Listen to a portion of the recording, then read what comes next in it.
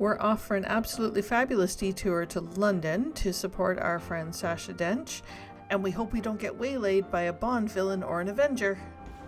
All right, little hints of where we are right now. It is very, very, very early in the morning, but we are on our way to London. Terribly exciting. We are at Bordeaux Airport for a 7 a.m. flight, and then we will be off to London. All right, so we made it to London. Yeah. Set very, very early morning flight.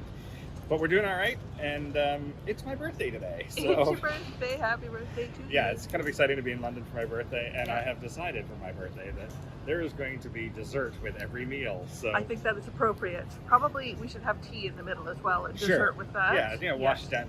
I think we just had a lovely breakfast. Yeah. So, with a nice cup of tea. The first dessert of the day is a nice cinnamon roll. Oh. And it comes in a pretty box. I mean, really, Yeah. How perfect is that? So we're in Borough Market right now, and then we're just by London Bridge. That is delicious. And then we will head over to Greenwich, where we're staying. Yeah, exactly. But it's nice to be back in London. It is. Okay, right. So we just had lunch, fabulous pub lunch, my fish and chips, which was definitely on my list. And now it's dessert number 2. Yep. And we have come to a fudge shop in the Greenwich Market. And I may have picked up a little bit of chocolate orange fudge, which I do adore. So I was pretty tempted by the rhubarb custard, I'm not gonna lie. it's awesome. Yeah. It was all very good. So absolutely adore it. Yep. We're gonna enjoy that later. Thanks to And the very fantastic amusing Fun proprietors. Festivals. You guys put on a good show, so thank you for that. Do Yeah. you need to try any more? Yeah. All right. I would sample the entire thing, and then you'd have no fudge We're left. here for a few more days. Yeah. We'll, We may be back. So we just had a lovely meal at a Thai restaurant in Canary Wharf, and now dessert number 3. So just a little one this time. Just gonna get a little ice cream at the end of the day. Because birthday to you. Yes, but it's been a wonderful day. Fantastic. There you go. How pretty is that? Stracciatella. So it's been a wonderful birthday here in London, but the main reason why we're in London is actually to attend a conference, shall we say? An event with our friend Sacha Dench, the human swan. There we go. She came and stayed with us a couple of years ago, and we made fast friends with her. She's come back for a writing retreat, and we're here to support her and her cause, and have a lovely evening and see what we can do about promoting her next venture, which is actually following vultures. Exactly, a really important species. Exactly. So we're excited to learn more and help her get the word out. Exactly. So let's go see what the evening has to hold. We were soon invited to sit for the panel of experts, introduced by Sacha and a special guest.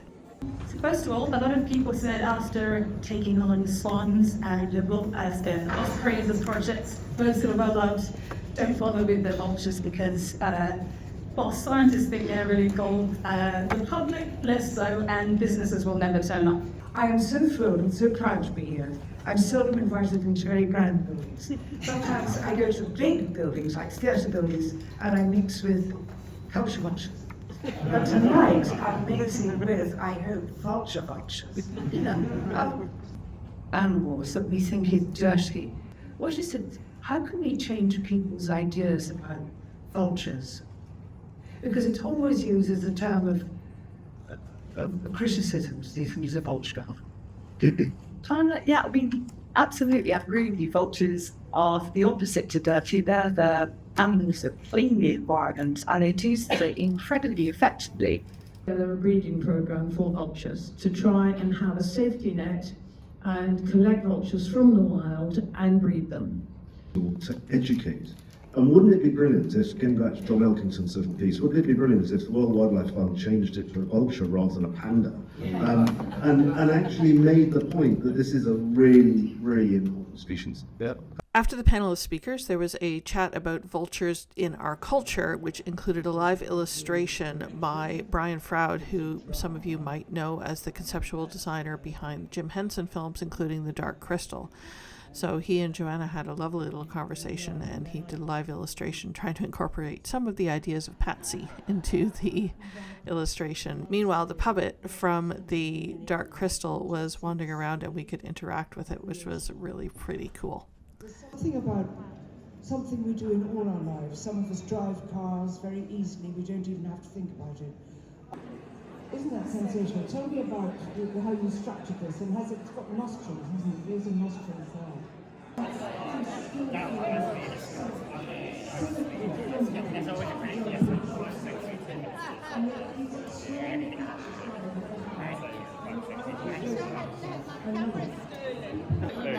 Alright, jump in. There's someone who wants a picture though. Yeah. Sacha is quite accepting.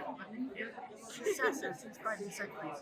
This is the human swan who's now promoting the human vultures, really. We want everyone in the world, not the culture vultures, but the vulture vultures, and to understand that the great vacuum of life, everything is connected, and nature does know best. And if we give the vultures a chance to come back again, the world's order will begin to jiggle back into place, because it's all in chaos at the moment. And not even just because there's a few species like the vulture. So what do you think of the fact that so many people said to me if it's a bad move to take on like the vultures and the kind of PR campaign or whatever the vulture is, because nobody will be interested. So look at tonight, right? For next story, we have the most fascinating experts talking so lucidly and so clearly. I've learned more tonight than honestly I would if I'd been to university for a few years. And it's so interesting, so fascinating. And the thing is to open your ears, try to learn what it is, and join us in the Vulture Crusade. In flight of vultures, help fund us, help fly this. Indeed. The MI5 for conservation effort that you're launching, I think is amazing, and I think it's an amazing chance for people from many different disciplines to get together and share their expertise and solve problems, right? And that's sort of It doesn't involve I think it's a massive gap. Yes. Being involved in the UN side and the conservation side, and even in business, because I've repeatedly found businesses really interested in getting engaged and tell the story in the right way, but also the staff understand the systems in a completely different way to how scientists understand them. And they keep coming up with solutions that are very practical, like we could have done that in like 6 months if only we'd known. All we need to do is make all the engineers do this training. Very simple things. So I think there's a need. We need to be given 3 years untested anyway. Yes, absolutely. And I think that the world think that information like the rock pools. Some of the rock pools, when the tide goes out, they're left just as stagnant as the rock pool.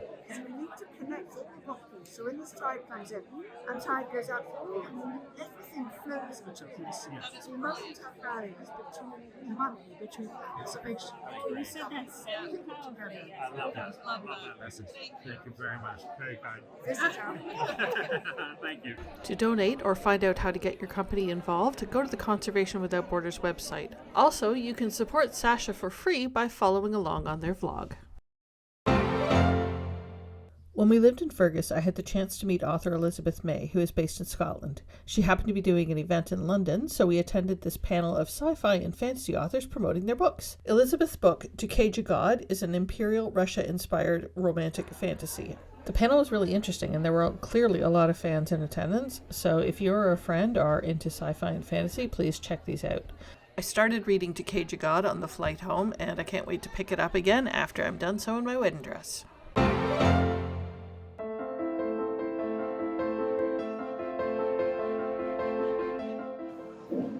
We have found ourselves in familiar surroundings in the Queen's house, with the mezzanine level. The ceilings are almost the same height as ours, in fact. Feels like it. Yeah, kind of fascinating.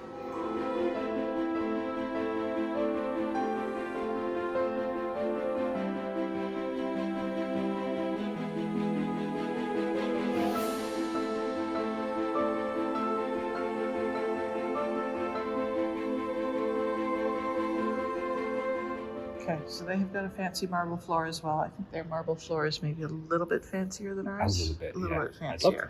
Yeah, exactly. But, you know, they've done very pale white on the bottom, and then going up, there's a little bit of gold detail on the wall. which is just kind of modern motifs that to me are vaguely recollecting of seagull shapes or sort of maritime shapes, maybe a little bit fish-like in places, which, makes sense for the maritime theme of this museum. But it's also a very kind of modern motif with the gold on the white. And I'm just wondering how people would react if we did this in our room. I like the scale of it as well, because at the top it's much smaller and then it gets bigger as it goes down. Yeah. We were actually thinking the opposite with some textures at some point that make it bigger at the top on the first floor. And then... But I had kind of the same idea, right? Where it gets more detailed and more color the closer you get to the top of the room. Yeah. But I just find it interesting they've used really modern motifs, and I just, I know some of our viewers are really enthusiastic about keeping things of the period, whereas they've made different choices here for a building that dates back to the 1600s. So yeah, exactly. It's very interesting. Very cool.